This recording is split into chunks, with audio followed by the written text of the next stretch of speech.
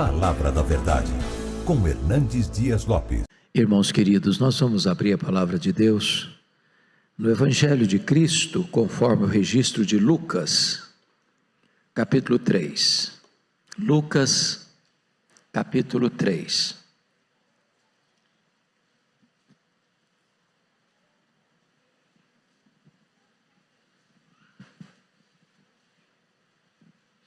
Nós vamos fazer a leitura do verso 1 ao verso 20.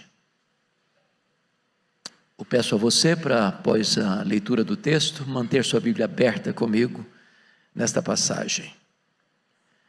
No 15º ano do reinado de Tibério César, sendo Pôncio Pilatos governador da Judeia, Herodes tetrarca da Galileia, seu irmão Filipe tetrarca da região de Itureia e Traconites, e Lisânias tetrarca de Abilene, sendo os sumos sacerdotes Anás e Caifás, veio a palavra de Deus a João, filho de Zacarias, no deserto.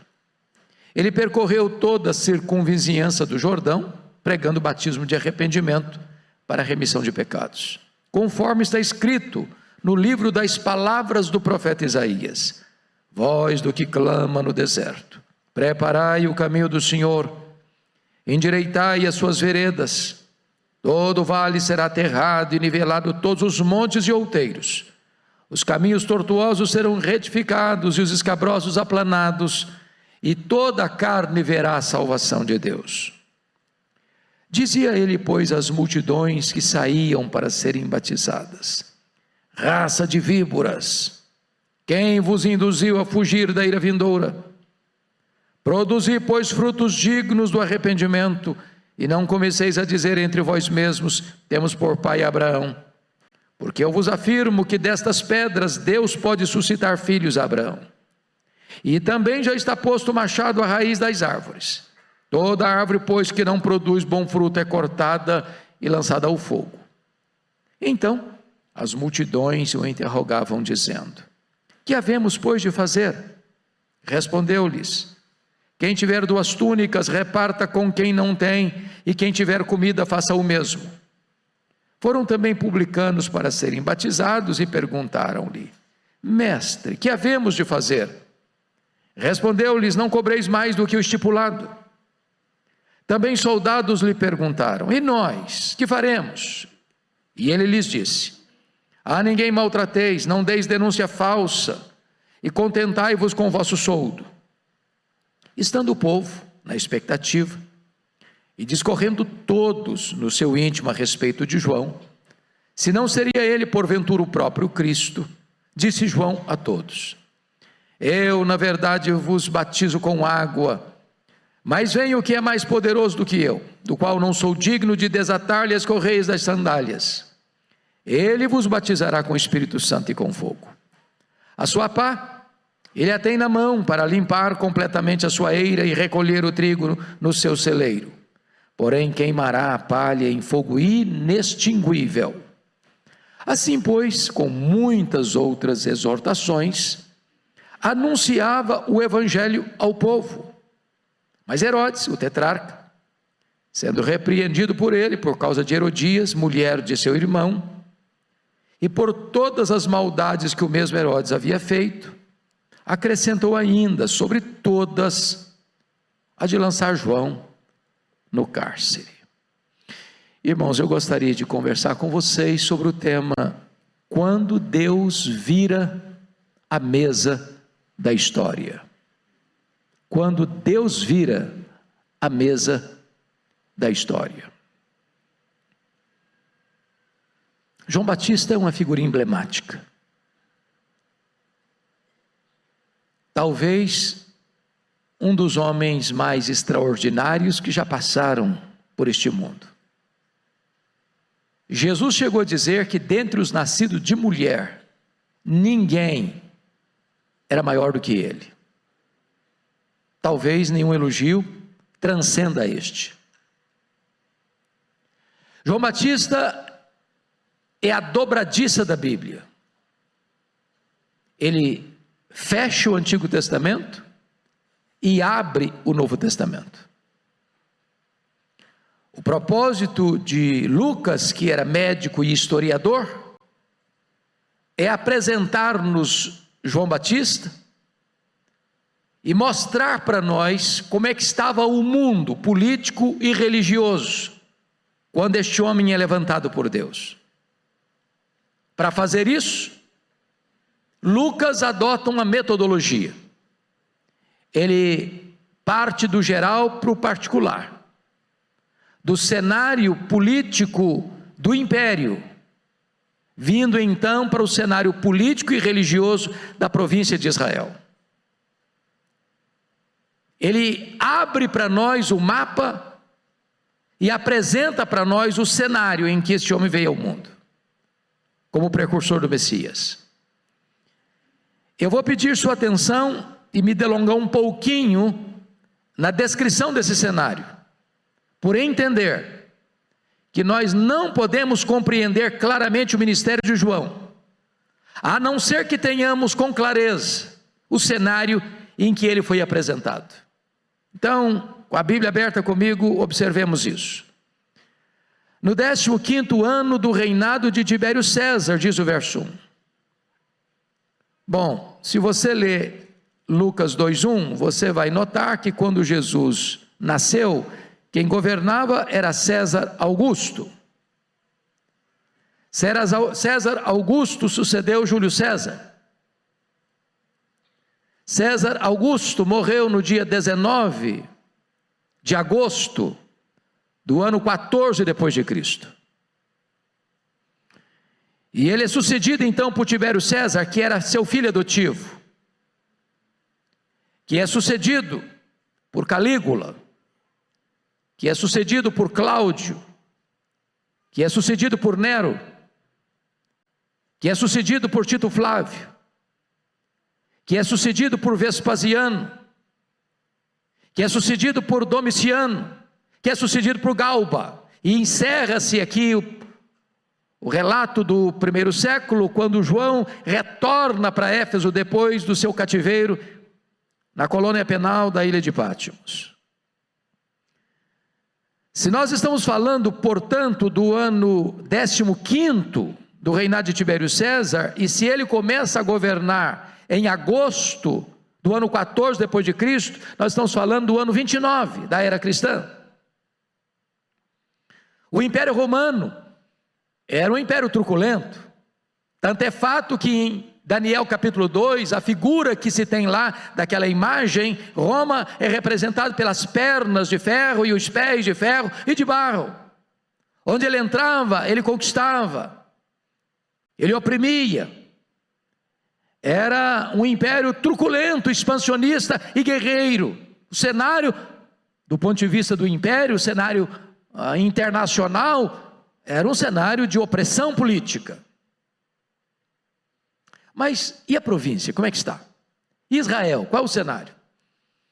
E aqui eu chamo a sua atenção para o fato de estar escrito que sendo Pôncio Pilatos governador da Judéia. Aqui é preciso parar para entender. Porque no verso 1 você vai encontrar 3 tetrarquias, mas governada pela família herodiana. E aqui você vai ver que esse nome Pôncio Pilatos não era filho de Herodes, não fazia parte da família herodiana. Então vamos compreender um pouco agora esse cenário, por que esse nome está aqui. Vocês sabem que quando o Antigo Testamento termina, lá com Malaquias, quem governava o mundo era o Império Medo-Persa. Mas o Império Medo-Persa cai nas mãos de um outro império, o Império Greco-Macedônio, e domina o mundo, com Filipe da Macedônia e seu filho Alexandre o Grande, que espalha a cultura helênica e uma língua universal, o inglês de hoje da época, a língua grega. Quando Alexandre o Grande morre, não tendo herdeiro para assumir o trono, o grande império dele é dividido entre 4 generais. Israel ficou ora sob o domínio dos egípcios, os Ptolomeus, ora sob o domínio dos sírios, os Seleucidas. Nesse tempo é que há a grande tradução do Velho Testamento para o Novo Testamento, formando o que nós chamamos da versão, a Septuaginta. Nesse período, sob o governo Seleucida, Antíoco Epifânio profana o templo de Jerusalém, sacrificando um suíno no altar do templo, o que provoca uma guerra, a guerra dos Macabeus, com Judas e Matatias Macabeus, e a família Macabeia domina, vence essa guerra e passa Israel a ser dominado por esta família, a família Asmoneia. Porém, no ano 63 a.C., Pompeu conquista essa região, e Israel passa a ficar debaixo do domínio de Roma, a partir de 63, nomeando Antípater como rei sobre Israel. Com a morte de Antípater, o filho dele, Herodes, chamado Herodes o Grande, ou Herodes I, começa a governar, e aqui você já começa a encontrar esse nome na Bíblia. Quando você fala de Herodes, é complicado às vezes, porque a Bíblia não descreve com clareza que Herodes, mas o Novo Testamento fala de 4 Herodes. Herodes I, que esse Herodes que governa como rei por concessão do imperador romano e do senado romano, Israel como rei de todo o território de Israel. Depois você tem Herodes Antipas, é o que está aí no versículo 1, que era o tetrarca da Galileia. Depois você escuta de Herodes Agripa I, lá em Atos 12, o que mandou matar o apóstolo Tiago e prender Pedro. E você tem um 4º Herodes, que é o Herodes Agripa II, o que disse para Paulo em Cesareia: por pouco me persuades a me fazer um cristão. Mas vamos parar um pouquinho nesse Herodes I, que é o grande administrador de Israel. Tudo que acontece de grande, acontecia de grande lá, foi ele que fez. Por exemplo, foi ele que ampliou e embelezou o templo de Jerusalém, tornando-o maior e mais belo e mais suntuoso que o templo de Salomão. 46 anos de obra. Foi ele quem construiu a fortaleza de Massada, às margens do Mar Morto, para onde fugiram 3.000 judeus, na época em que Jerusalém foi invadida no ano 70. Foi ele quem construiu o porto de Cesareia Marítima, abrindo o comércio internacional e possibilitando as viagens missionárias. Foi ele quem construiu a fortaleza da Antônia, onde Jesus foi julgado por Pôncio Pilatos. Esse homem, entretanto, tinha um grave problema. Ele não suportava que alguém pudesse concorrer com ele ou ameaçar o seu poder. E eu vou explicar um pouco da história desse homem. Herodes o Grande casou-se 6 vezes. Aliás, me perdoe, casou-se 9 vezes. E ele era um homem tão mau que quando ele assumiu o governo, ele mandou matar mais da metade do sinédrio judaico, que era composto de 71 membros, para dizer: aqui quem manda sou eu. Dentre as esposas, das 9, uma era chamada a preferida dele, e o nome dela era Mariana, da nobreza. E quando ele se casa com Mariana, ele manda matar todos os grandes nobres da família dela, com medo de concorrência ao poder. Antes disso, a sua sogra Alexandra pede para ele nomear Aristóbulo, um jovem de 17 anos, como sumo sacerdote. O sacerdócio já estava corrompido, e ele o faz, atendendo a sogra, e porque o menino foi bem, ele mandou matar o Aristóbulo. A sogra fugiu para o Egito, e ele mandou os seus emissários lá no Egito matar a sua sogra. Quando ele retorna do Egito, acontece a morte da sua sogra no Egito, o imperador César Augusto chama a Roma para lhe dar uma descompostura, dizendo: é melhor ser filho de um porco do que ser filho de Herodes. Antes de ir para Roma, com medo de Mariana conspirar contra ele, porque a família estava sendo assassinada, ele manda matar Mariana. Quando ele retorna de Roma, ele manda 2 dos seus filhos estudarem em Roma. A Salomé, que era irmã dele, do mesmo estofo moral, diz para ele: olha, quando esses meninos voltarem, eles vão estar mais preparados que você para governar. Ele não titubeou, mandou matar os próprios 2 filhos. Bom, quando ele estava para morrer, na estância hidromineral de Jericó, ele fez a sua irmã Salomé jurar que no dia da morte dele, ela mandaria matar um nobre de cada família rica de Jerusalém, porque ele queria ter choro e lágrimas no seu funeral. Bom, agora você vai entender um pouquinho o texto bíblico de Mateus 2, porque até então eu não entendi esse versículo.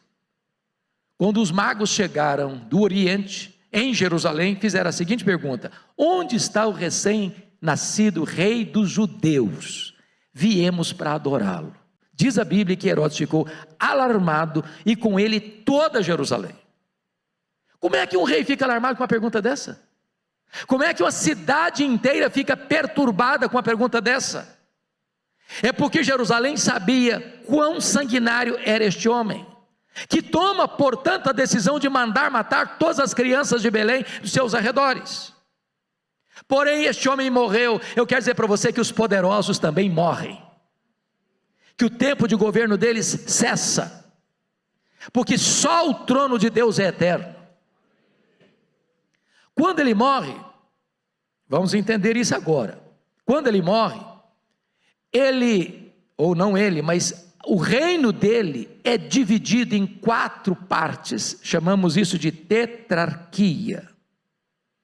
A tetrarquia da Judéia vai pertencer ao filho dele, chamado Arquelau. Não está aqui não, está lá em Mateus 2:22. As outras 3 tetrarquias estão aqui: Herodes, tetrarca de Galileia; Filipe, tetrarca da região de Itureia, Traconites; e Lisânias, tetrarca de Abilene. Por que está esse nome aqui, Pôncio Pilatos? Caiu de paraquedas? O Pôncio Pilatos não é da família herodiana, a família Edomeia, descendência de Esaú. É um romano. Como é que ele está aqui? Está aqui pela seguinte razão: quando o tetrarca da Judéia, o Arquelau, começou a reinar, no ano 6 depois de Cristo, os judeus não suportaram esse homem. Ele era muito mau, ele era pior que o pai. Então os judeus pediram para Roma: tira esse homem daqui, bote aqui um preceptor romano, bote aqui um governador romano. E Roma não perdeu a oportunidade e bota um governador romano dentro de Jerusalém, botando o pé dentro da Judéia. É por isso que você está encontrando aqui o Pôncio Pilatos. Isso a partir do ano 6. Pilatos não é o primeiro governador, ele é o 5º governador. Por que eu estou trazendo isso para vocês? Porque o propósito de Lucas é mostrar para nós que o cenário político do império era de truculência, mas o cenário político da província era pior ainda. Era uma família sanguinária que estava governando, e esse Pôncio Pilatos era tão mau, que diz a Bíblia que numa época em que os galileus vieram adorar em Jerusalém, ele matou os galileus e misturou o sangue deles com sacrifícios. Ou seja, o cenário político era o pior possível quando Deus levantou João Batista. Mas você pergunta assim: bom, mas quem sabe o cenário religioso traga alguma esperança? Veja comigo o verso 2: sendo os sumos sacerdotes Anás e Caifás. Há uma coisa esquisita aqui, só tinha um sumo sacerdote, aqui tem 2. Aliás, o Anás era o sogro, o Caifás era o genro. O Anás já tinha sido deposto, mas por ser um homem muito poderoso, ele ainda dava as cartas. O Caifás tinha a caneta na mão, mas quem dava as coordenadas era o Anás. Em outras palavras, a religião também estava rendida à corrupção. Para vocês terem uma ideia, do ano 37 a.C. ao ano 26 depois de Cristo, foram levantados 28 sumos sacerdotes em Jerusalém. A religião estava rendida à corrupção, ao desvio espiritual e moral. Meus irmãos, não tem cenário mais sombrio do que este. Você pergunta: tem esperança? Tem saída? Tem solução? E eu quero dizer para você que quando o cenário parece sombrio demais, Deus entra na história, vira a mesa da história e muda o placar do jogo. Quem está no trono é Deus, quem tem as rédeas da história é Deus, quem dá saída para o seu povo é Deus. Porque está escrito no verso 2: sendo os sumos sacerdotes Anás e Caifás, veio a palavra de Deus a João, filho de Zacarias, no deserto. E começa aqui, meus irmãos, um grande avivamento espiritual. Começa aqui a entrada do Messias, começa aqui a história do nosso glorioso Redentor, que veio ao mundo, se encarnou e mudou a história dos homens. Louvado seja o Senhor. Agora notem vocês que a palavra de Deus não veio a Tibério César em Roma, a palavra de Deus não veio a Pôncio Pilatos em Cesareia Marítima, a palavra de Deus não veio a Anás e Caifás em Jerusalém, a palavra de Deus não veio a Herodes Antipas na Galileia, a palavra de Deus veio a João, filho de Zacarias, no deserto. Um homem estranho, comendo comida estranha, vestindo roupa estranha, pregando lugar estranho. Mas onde esse homem está, as multidões, toda a província da Judéia, toda a circunvizinhança de Jerusalém, toda a cidade de Jerusalém, vai para o deserto ouvi-lo. Sabe o que significa isso? Não é o lugar que faz o homem, é o homem quem faz o lugar. Não importa se numa grande catedral, não importa se num templo de chão batido, não importa se debaixo de uma árvore, não importa se num deserto, se a palavra de Deus vier, as multidões se ajuntarão para ouvir a palavra de Deus. Agora veja comigo a dinâmica do ministério deste homem, porque isso nos ensina muito. Olha o verso 3, ele percorreu toda a circunvizinhança do Jordão. Isso aqui é metodologia, porque a agenda da igreja sempre foi centrífuga e não centrípeta. Em outras palavras, a igreja sempre foi lá fora onde as pessoas estavam, e hoje nós queremos que as pessoas venham cá dentro onde nós estamos. Hoje nós estamos gastando mais os assentos dos nossos bancos do que as solas dos nossos sapatos. Leia a história, você vai ver que os profetas, João Batista, Jesus, os apóstolos iam lá fora onde as pessoas estavam. A igreja age muito mais fora dos portões do que dentro dos portões. Mas você ainda pode perguntar, este homem depois de 400 anos, porque de Malaquias a João Batista tem 400 anos, tem templo, tem música, tem festa, tem sacrifícios, mas não tem palavra de Deus. Depois de 400 anos, a pergunta é, esse homem se levanta para pregar, porque a palavra de Deus é ele, o que ele prega? Está escrito, pregando o batismo de arrependimento para a remissão de pecados. Você pode dizer, ô João Batista, calma camarada, calma, esse povo não está acostumado com Bíblia, esse povo não escuta a Bíblia, tem 400 anos, então você prega uma mensagem mais leve, mais light, não dê feijoada para quem não está acostumado não, comece mais leve, prega uma mensagem mais palatável, mais ao gosto da freguesia, mais politicamente correta. Não, o primeiro pregador, depois de 400 anos, ele começa pregando batismo de arrependimento para remissão de pecados. Sabe, está dizendo o seguinte, olha, não tem salvação, a não ser que haja arrependimento. Não tem perdão, a não ser que haja mudança de caráter, de vida, de mente, de coração. Tem que se arrepender. Arrependei-vos, porque está próximo o reino de Deus. Arrependimento, irmãos, é a grande manchete do reino de Deus. Foi a mensagem dos profetas, foi a mensagem de João Batista, foi a mensagem de Jesus Cristo, foi a mensagem dos apóstolos, é a mensagem da igreja presbiteriana de Pinheiros, é a nossa mensagem. Agora notem comigo, você ainda pergunta, bom, ele tirou essa mensagem de onde? Ele inventou essa mensagem? Ele é o dono dessa mensagem? Ele é a origem dessa mensagem? A resposta está no versículo de número 4, conforme está escrito nas palavras do profeta Isaías. Depois de 400 anos, quando o primeiro pregador se levanta, ele não prega da sua cabeça, ele não cria mensagem, ele não é a fonte da mensagem, ele se volta para as escrituras, ele abre a Bíblia e prega a Bíblia.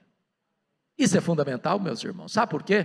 O pregador não é a origem da mensagem, o pregador não cria mensagem, o pregador transmite a mensagem, ele é servo da mensagem. Ele abre as escrituras e expõe as escrituras. Deus não tem nenhum compromisso com a palavra do pregador, Deus tem compromisso com a sua palavra. O que nós temos de promessa que não volta vazia, não é a palavra do pregador, é a palavra de Deus. Louvado seja o Senhor. E eu quero lhes dizer, irmãos, que essa palavra é tão poderosa, que ela produz mudanças radicais. O verso 5 nos aponta isso. Há 4 coisas aqui radicais que vão acontecer. Primeiro, todo o vale será aterrado. O que é vale? É um lugar escuro, sombrio, são as cavernas da alma, são os corredores escuros do nosso coração, são aquelas áreas lúgubres e lógubres, tantas vezes escondidas, não ensolaradas, que precisam ser aterradas na nossa vida, para que Deus se manifeste. Mas notem mais, os montes de outeiros serão nivelados. Um monte fala de incredulidade, E a Bíblia diz que Jesus não fez milagres em Nazaré por causa da incredulidade. Monte fala de soberba, de altivez, de orgulho, de arrogância. Onde tem coração empinado, onde tem nariz empinado, onde tem soberba, aí Deus não se manifesta, porque Deus resiste ao soberbo. Mas o texto está dizendo que tem uma outra mudança: os caminhos tortuosos serão retificados. E caminho tortuoso fala de vida dupla, fala de hipocrisia, fala de ser uma coisa aqui, outra ali, outra acolá. A Bíblia diz que quando o Senhor precisa para se manifestar, é preciso que a nossa vida seja reta na luz. Mas o texto conclui dizendo: e os caminhos escabrosos serão aplainados. O que é escabroso? Na língua grega a ideia é de um caminho fora do lugar. O que está fora do lugar na sua vida? Sua vida emocional, sua vida sexual, sua vida financeira, sua vida devocional, seu relacionamento conjugal. O que está fora do lugar? Para que o Senhor se manifeste, é preciso que você coloque essas coisas no seu devido lugar. Agora notem comigo, que no verso de número 4, na parte B, João Batista nos é apresentado como engenheiro de trânsito do reino de Deus. Voz do que clama no deserto, preparai o caminho do Senhor. O que está por trás aqui? Qual o cenário aqui? O cenário aqui é o seguinte: quando um imperador ou um rei antigo, dos grandes impérios, egípcio, assírio, babilônico, medo-persa, greco-romano, greco-macedônio, romano, ia visitar uma província distante, não tendo boas estradas para ter acesso, ele mandava os seus engenheiros de trânsito abrir estradas, para que a comitiva real pudesse passar. É claro que João Batista é esse engenheiro de trânsito. Ele não está falando de estrada, ele está falando da sua vida, da minha vida. Porque Deus vai se manifestar ao mundo através da igreja, através de nós. A pergunta é: a sua vida é um obstáculo ou é uma ponte de passagem? É um caminho aberto ou é um caminho atravancado para que a comitiva divina não possa passar? Eu tive a bênção de visitar a missão Quacisabanto na África do Sul. Eu nunca vi, confesso a vocês, nenhum lugar onde eu sentisse tanto o ar tomado, encharcado pela presença de Deus. Esse foi um dos maiores avivamentos do século passado, 1966. Um templo construído numa fazenda, para 15 mil pessoas, 3 cultos por dia, caravanas do mundo inteiro indo ver o que Deus estava fazendo ali. Cegos viram, paralíticos e tetraplégicos andaram, mortos ressuscitaram. Mas quando chegamos ali, talvez querendo saber mais dos milagres, nós não vimos ninguém falar sobre os milagres, mas o perfume da santidade de Deus era sentido, a presença de Deus era notória. E então perguntamos ao pastor Erle Stiggin: pastor, o que é avivamento? Ajude-nos a entender o que é avivamento. E ele disse para nós: você quer saber o que é avivamento? É preparar o caminho do Senhor para que Ele se manifeste. É preciso aterrar os vales, é preciso nivelar os montes, é preciso endireitar os caminhos tortos, é preciso aplainar os caminhos tortuosos, e os caminhos escabrosos, e o resultado do avivamento chega no verso 6, e então toda a carne verá a salvação de Deus. Bom, você ainda pode perguntar: pastor, qual foi a abrangência do ministério de João Batista? Eu acho isso incrível. Confira comigo o versículo 7, dizia ele, pois, as multidões. Confira o versículo 12, foram também publicanos. Confira o versículo 14, também foram soldados. Por que está escrito isso aqui? O que nós temos que aprender isso aqui? Eu tenho lido sobre crescimento de igreja, pastor Arival, missiólogos tratando dessa matéria, e alguns especialistas dizem o seguinte: você quer uma igreja para crescer? Essa igreja tem que ser homogênea. Traduzindo isso, vou começar uma igreja, vou plantar uma igreja. Bom, eu quero uma igreja de classe média, então eu vou plantar uma igreja do lado de um grande condomínio de luxo. Ou se não, eu quero plantar uma igreja mais intelectualizada, eu quero começar uma igreja, vou plantar uma igreja do lado de uma grande universidade, professores, acadêmicos. Outros dizem, não, eu vou plantar uma igreja para os pobres, vou fazer opção pelos pobres, vou plantar uma igreja na favela, vou plantar uma igreja num bairro mais carente. Sabe que eu olho para a Bíblia? Eu não vejo isso, essa segmentação. Irmãos, a igreja é o único lugar do mundo onde o homem mais rico da cidade se assenta ao lado do homem mais pobre da cidade e não há nenhuma diferença entre os dois. A igreja de Deus é o único lugar onde o diácono da igreja, o maior empresário da cidade, carrega a cadeira nas costas para o pedreiro sentar e sentar com honra. Deus não vê o homem como os homens veem os homens. Deus não olha a cor da pele, Deus não olha a conta bancária, Deus não olha os diplomas universitários, Deus não tem opção nem pelo rico, nem pelo pobre. Deus ama o pecador, e todos são pecadores, e todos são bem-vindos, e todos formam uma só família, um só rebanho, um só povo. Louvado seja Deus. Bom, mas você pode perguntar, pastor, esse primeiro pregador, que tipo de mensagem ele pregava para impactar as pessoas? Que alerta ele fazia? Eu chamo a sua atenção para 5 alertas da pregação de João Batista. Primeiro, ele alertou sobre o perigo mortal da hipocrisia. Olha o versículo 7 comigo. Dizia ele, pois, às multidões que saíam para serem batizadas: raça de víboras. Eu fico escandalizado com João Batista, chocado, perplexo. Meus irmãos, tem 400 anos que ninguém prega, e o camarada começa a pregar chamando o auditório dele de raça de víboras. Se o pastor Orival fosse fazer isso aqui, eu não sei se a igreja ficaria cheia. Parece uma deselegância, não é politicamente correto, ninguém gosta de ouvir um negócio desse. Por que ele faz isso? A explicação, irmãos, está no texto paralelo de Mateus 3, versículo 7. Olha o que está escrito lá, eu vou ler para vocês. Mateus 3, 7 está escrito assim. Vou ler a partir do 5. Então saíam a ter com ele Jerusalém, toda a Judéia, toda a circunvizinhança do Jordão, e eram por ele batizados no rio Jordão, confessando seus pecados. Vendo ele, porém, que muitos fariseus e saduceus vinham ao batismo, disse-lhes: raça de víboras, quem vos induziu a fugir da ira vindoura?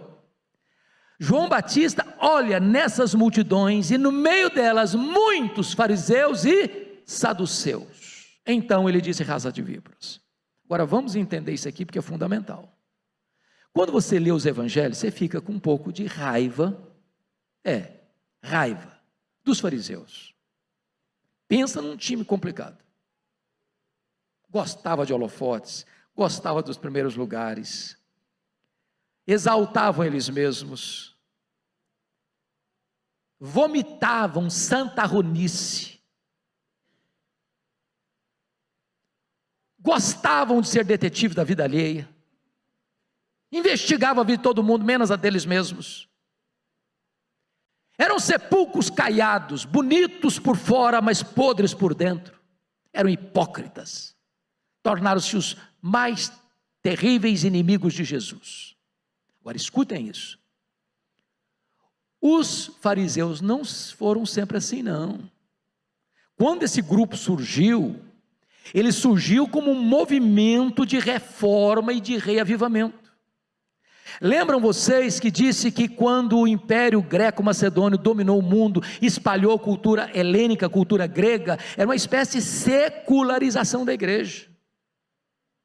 Esses fariseus surgiram para resistir a isso e manter a fidelidade à Bíblia, às Escrituras, com piedade e com sã doutrina. Mas com o tempo a forma foi tomando o lugar da essência, e eles perderam a piedade, mas mantiveram a aparência. Esse time está escutando João Batista. E quem eram os saduceus? Era também um grupo de resistência, uma contracultura, mostrando a necessidade de manter-se firme na palavra e não se dobrar à cultura grega, à secularização da igreja da época. Porém, os saduceus se curvaram à cultura helênica. Para vocês terem uma ideia, os saduceus não acreditavam em ressurreição. Por que não? Porque isso era o pensamento grego. Os saduceus não acreditavam em anjos. Os saduceus não acreditavam em todo o Velho Testamento, só no Pentateuco.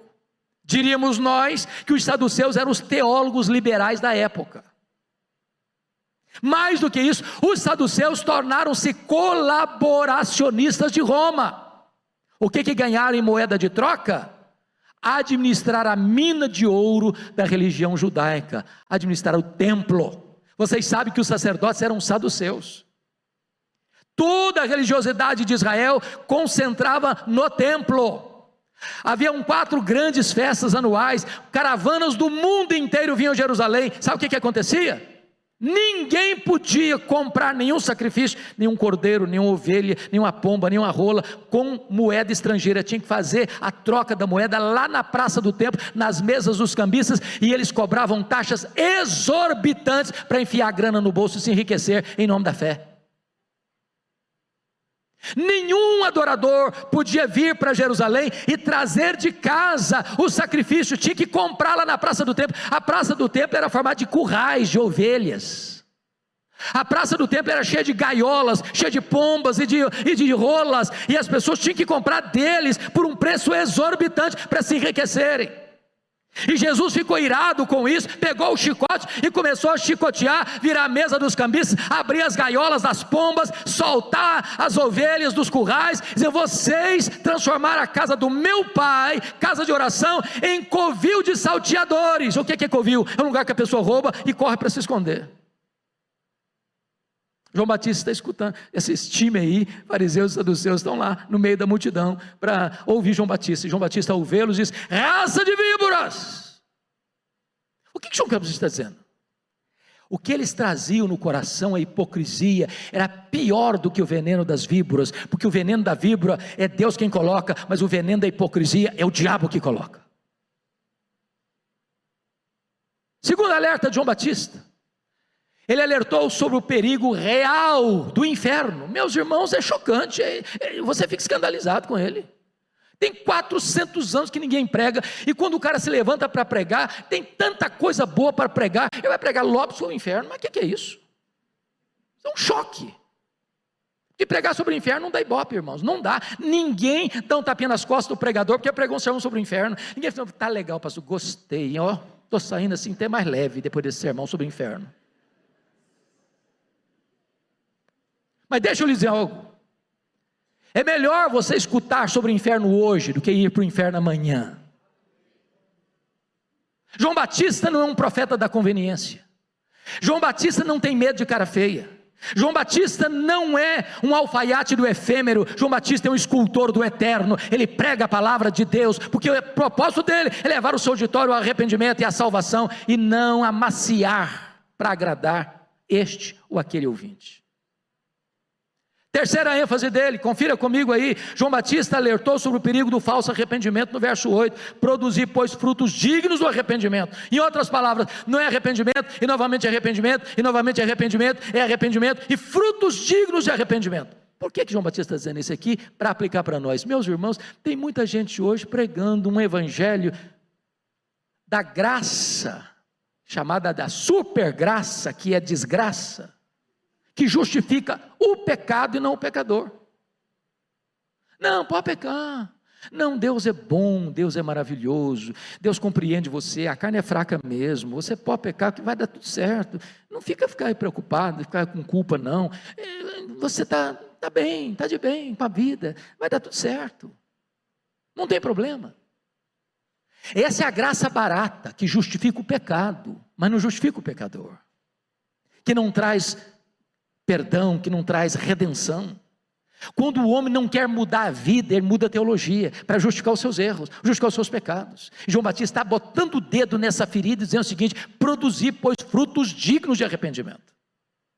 Quarto lugar, ele alerta sobre o perigo da falsa confiança religiosa. Olha o versículo 8, na parte B: e não comeceis a dizer entre vós mesmos, temos por pai Abraão. O que está acontecendo aqui? Esse time está vindo, e algumas pessoas estão dizendo: ô João Batista, calma lá, viu? Está tudo bem com a gente. E é isso. Agride a gente não. Você está pregando muita raiva. Que é isso, cara? falando de inferno para a gente, chamando a gente de raça de víbora. Está tudo bem com a gente, ué. Nós somos filhos de Abraão, cara. Nós temos o sangue de Abraão correndo em nossas veias. O que é isso? O ancestral é o nosso pai. Mas preste atenção nisso. Os verdadeiros filhos de Abraão não são aqueles que têm o sangue de Abraão correndo em suas veias, mas aqueles que têm a fé de Abraão habitando em seu coração. Você que crê em Jesus é filho de Abraão. E ele termina, a última ênfase dele é o perigo da vida infrutífera, no versículo 9. E também já está posto o machado à raiz da árvore, toda árvore, pois que não produz bom fruto, é cortada e lançada ao fogo. Ou seja, não é o seu argumento, não é a sua eloquência, não é a beleza das suas palavras, é a vida. Você conhece uma árvore pelo fruto, Bom, você pode fazer agora a pergunta: pastor, e daí, este tipo de pregação trouxe resultado? Trouxe resultado? E a resposta é que a pregação de João Batista produziu uma revolução tão grande, que o apelo não partiu do pregador para o auditório, o apelo partiu do auditório para o pregador. Aí você tem avivamento. Lembra do Pentecoste? Não foi Pedro que apelou, foi o povo que apelou para Pedro. O que vamos fazer, Pedro? E ele disse: arrependei-vos e cada um de vós seja batizado em nome do Senhor Jesus Cristo e recebereis o dom do Espírito Santo. E esta promessa não é apenas para vós, é para os vossos filhos, para os que estão longe, para quantos o Senhor nosso Deus chamar. João Batista está pregando e diz a Bíblia aí, olha comigo, versos 10 e 11, as multidões perguntaram para ele: ô João, o que é que nós vamos fazer com essa mensagem, João? E ele respondeu, olha aí comigo, versículo 11, respondeu: quem tiver 2 túnicas, reparta com quem não tem, quem tiver comida, faça o mesmo. Sabe o que João está dizendo? Você quer saber se um cara é convertido mesmo? Se ele se arrependeu mesmo? É se ele é generoso. Generoso, preste atenção nisso. Não combina crente, mão de vaca, pão duro, suvina, avarento. Crente tem o coração aberto, o bolso aberto, as mãos abertas, a casa aberta. Agora vamos entender uma coisa. Naquela época os bens de consumo não são fáceis igual hoje não. O cara comprava uma túnica e usava a túnica até acabar. Quem tinha 2 túnicas era o só fulano. Quem tem 2, dê uma. Porque às vezes a gente vai fazer um bazar na igreja, meus irmãos vão trazer roupas usadas, usáveis, e o cara começa a trazer as roupas velhas, até poída, sapato até furado, desafogar o guarda-roupa dele. Se você vai dar, dê o melhor. Aliás, gente, se você não tem experiência de ser generoso, comece a ser, comece a praticar isso. Reserva lá nas suas economias, toda semana um valor para você dar oferta, e você vai ver a revolução que Deus vai fazer na sua vida. Agora preste atenção mais, generosidade não é arrependimento. Ninguém vai para o céu porque dá roupa e comida para as pessoas. Generosidade é a evidência do verdadeiro arrependimento, não é um substituto, é uma evidência. Mas vamos ver o impacto disso na vida de outro grupo, versículo 12, foram também os publicanos para serem batizados e perguntaram-lhe: mestre, o que havemos de fazer? Respondeu-lhes: não cobreis mais do que o estipulado. O que está escrito aqui? Eu estou falando agora de Receita Federal, do fisco. Vocês sabem que Roma na época não tinha os mesmos mecanismos de controle social que tem hoje, porque o leão está de olho em você, ele sabe mais da sua vida que você mesmo de você mesmo. Então o que Roma fazia para arrecadar tributos? Roma fazia uma concessão. Então você vai ter a concessão de administrar uma região aqui, com um propósito de passar um valor definido para os cofres de Roma. Agora você pode cobrar muito mais aí, eu não estou nem aí, desde que você repasse o valor para Roma, você pode cobrar o que você quiser e embolsa o resto. Não tinha uma classe mais odiada do que os publicanos. Eles exploravam o povo, eles massacravam o povo, eles enriqueciam às custas da opressão de um povo pobre e oprimido. E esse time estava escutando João Batista. E aí eles perguntou: João, e nós? Vamos fazer o quê? Ele diz: olha, não cobrem mais do que o estipulado. O que ele está dizendo? Você quer saber se um cara é convertido mesmo? Se se arrependeu de fato? Veja se ele é honesto e íntegro nas suas transações comerciais. Preste atenção nisso, irmão. Crente não é enrolado. Crente não passa a perna nos outros. Crente não faz falcatrua nos seus negócios. Crente não usa de meios e esquemas para arrecadar mais do que é o legal, do que é o honesto, do que é justo. Crente é íntegro no trato com o dinheiro. Você que conhece o mapa religioso do Brasil, você sabe disso. A igreja evangélica brasileira está precisando de um choque ético. Porque não basta apenas entrar para a igreja evangélica, é preciso mudar o caráter, é preciso mudar a vida, é preciso mudar a conduta, é preciso mudar a maneira de lidar com as coisas materiais. Mas agora tem um terceiro grupo lá, esse 14, olha aí. Também soldados lhe perguntaram: e nós que faremos? E ele disse: a ninguém maltrateis, não deis denúncia falsa, contentai-vos com o vosso soldo. O que ele está dizendo para os soldados? Primeiro, cuidado para você não usar a sua farda para exorbitar no exercício da sua autoridade. Você está com um revólver na cintura, com a farda militar, você achar que você é o Todo-Poderoso e massacrar alguém, maltratar alguém. Você é um servidor e não um opressor. Não deis denúncia falsa. O que ele está dizendo? É que os soldados estavam mancomunados e conluiados com os cobradores de impostos para receber grana, propina. Como assim? Vou explicar. O publicano chegava na casa do senhor José e disse: senhor José, eu vim aqui informar o senhor que o seu tributo esse ano, o seu imposto esse ano é tanto. O senhor José tomava um susto e disse: meu Deus, eu não aguento pagar isso.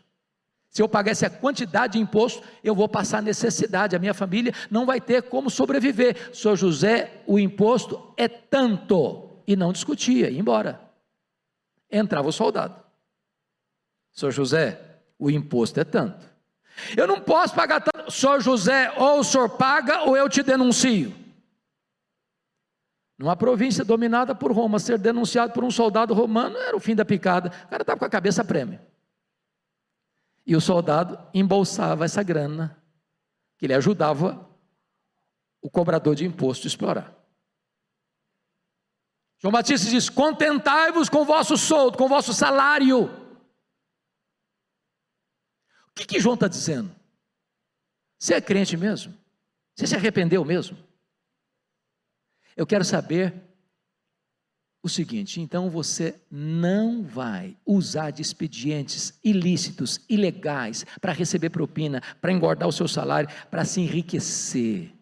Você faça o favor de contentar-se com o seu salário. Não use de expedientes para ficar rico. Eu sei, meus irmãos, que essas coisas não acontecem mais hoje, mas nunca é tarde demais a gente alertar. Bom, deixa eu terminar. Quero dizer para vocês 3 características desse pregador, mediante quem Deus virou a mesa da história. Primeiro, a identidade desse pregador. Olha o versículo 15. Estando o povo na expectativa, preste atenção nos detalhes, irmãos. Quem é que estava na expectativa? O povo. O povo é um coletivo de muita gente, todo mundo. E discorrendo quantos? Todos, não 80%, 90%, todos no seu íntimo, a respeito de João, se seria ele porventura o próprio Cristo. Eu fico impressionado com isso aqui, pastor Ival.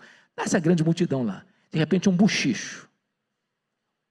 Pede ouvido. Ô, gente, esse cara aí não é precursor do Messias, coisa nenhuma. Ele é o próprio Messias. Ele é o Messias. Não, esse cara é corajoso demais. Não, esse cara não tem medo de ninguém, não. Esse cara enfrenta qualquer um. Não, ele é o Messias. Ô, gente, ele é o Messias, tá? Ele é o Messias. Todo mundo, ele é o Messias. Não, ele é o Messias. A consenso, 100% de aprovação popular. Ele é o Messias. Ele é o Messias. Ele é o Messias. Ô, gente, não é outro, não. É ele mesmo. E toda essa 100% da opinião popular transforma-se numa pergunta que beija os ouvidos de João Batista com aquela voz aveludada da serpente e fazendo a seguinte pergunta: porventura, tu não és o próprio Cristo? Olha a tentação aí, olha o perigo aí, olha a isca venenosa aí.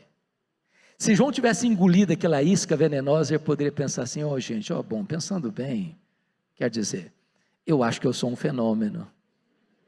Ninguém fez isso. Não tem nenhum registro de que um pregador levasse multidões para um deserto. Se eu assumir aqui o posto de Messias, o povo já tem do meu lado. Mas ele não engoliu a isca, não. Ele foi categórico, ele disse: não, eu não sou Messias, não. Eu sou apenas uma voz que clama no deserto. Eu vim preparar o caminho do Messias. Eu não sou o verbo, eu sou apenas uma voz que clama no deserto.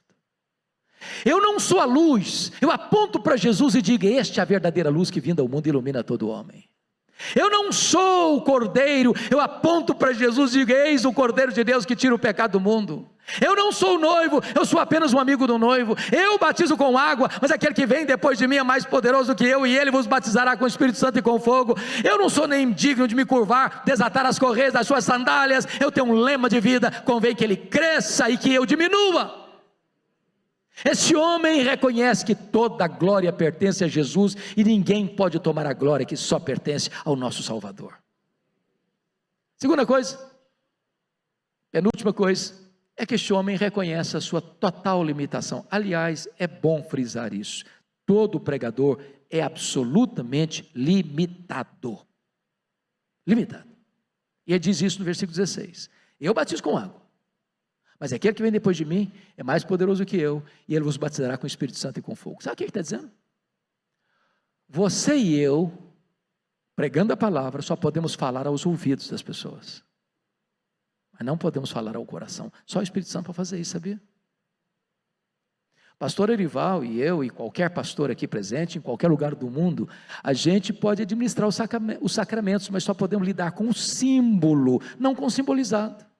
Não importa se o batismo é por aspersão, por efusão ou por imersão, o pregador só consegue lidar com o símbolo, mas ele não tem o poder de operar o simbolizado.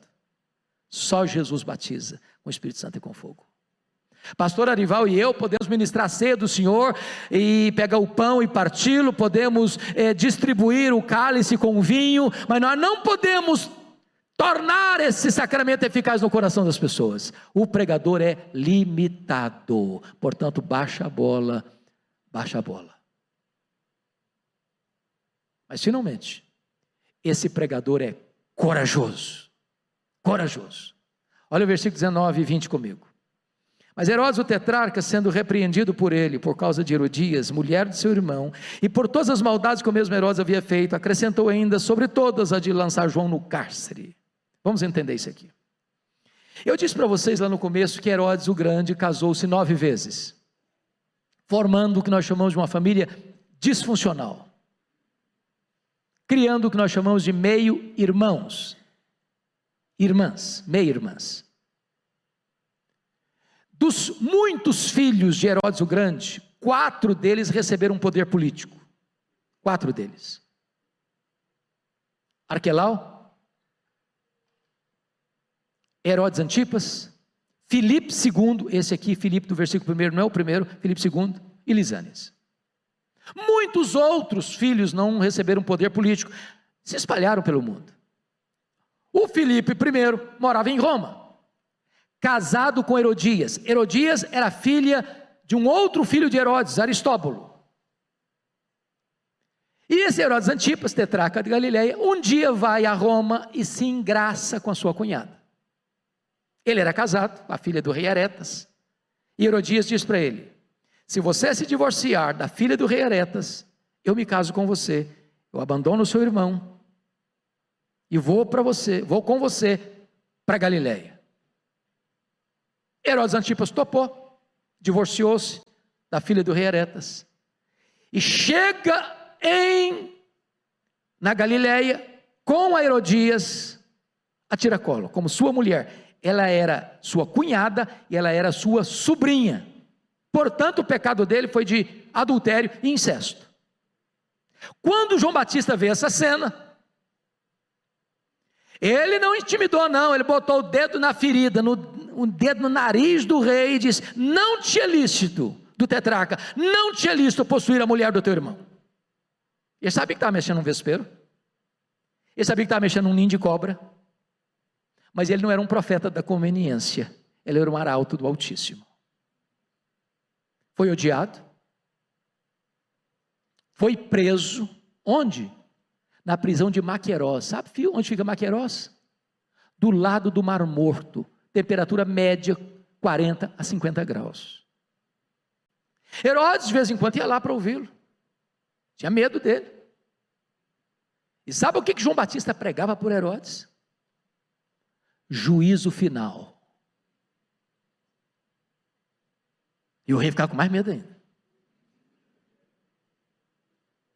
Aí um dia o rei deu uma festa de aniversário, convidou os seus amigos, e a filha de Herodias dançou desenvoltamente diante de Herodes, e ele, talvez já bêbado, fez promessas à menina inconsequentes, e ela espertamente vai perguntar para a mãe: ô mãe, o rei me falou que se eu quiser até a metade do reino herdar, agora eu quero saber o que eu peço.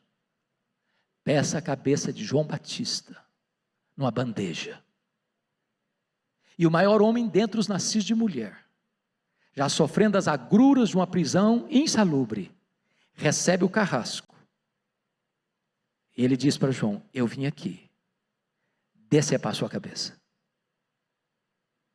E o maior homem dentre os nascidos de mulher, o precursor do Messias, é decapitado na prisão. E você sai dessa cena horrorizado, chocado. E a cabeça do precursor do Messias entra na festa macabra como um prêmio da iniquidade, a pedido de uma mulher adúltera, de um adolescente inconsequente, de um rei bêbado. Mas João Batista preferiu estar preso e ter a consciência livre do que estar livre com a consciência acorrentada. João Batista preferiu perder a cabeça do que perder a honra.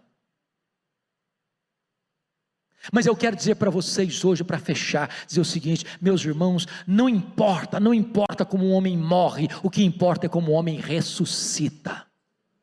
Por mais terríveis que sejam os sofrimentos que você venha a sofrer por causa do Evangelho, por causa de Jesus Cristo, eu quero lhe dizer que o céu indenizará qualquer sofrimento sofrido na terra. Eu quero dizer para você que a nossa leve e momentânea tribulação produzirá para nós eterno peso de glória, acima de toda comparação. Eu pergunto a vocês hoje, meus irmãos, que pai, que mãe, em sã consciência, bota o nome de um filho de Herodes? Só um louco ou um desavisado? Mas João Batista, mesmo morto, ainda fala. João Batista, ainda hoje, inspira milhões e milhões de pessoas a andar com Deus, a amar a Deus e a pregar com fidelidade a palavra de Deus. João Batista abriu o caminho e saiu de cena, e entrou o Messias, o Filho de Deus, o nosso Salvador, e ele andou por toda parte, libertando os oprimidos do diabo, curando os cegos, levantando os paralíticos, dando audição aos surdos, dando voz aos mudos, purificando os leprosos e pregando este evangelho da graça que alcançou a sua vida, que alcançou a minha vida. Ele que é a razão da nossa vida, porque Deus entrou na história, mudou o jogo da história, mudou o placar do jogo, e Deus está aqui hoje para mudar a história da sua vida, para transformar a sua vida, para trazer esperança para a sua vida. Não olhe o cenário, ele é cinzento, ele é amargo, ele é doloroso, mas quem está no trono é Deus, quem reina é Deus, e pode hoje, agora, aqui, fazer algo novo na sua vida, na minha vida, na nossa história, para a glória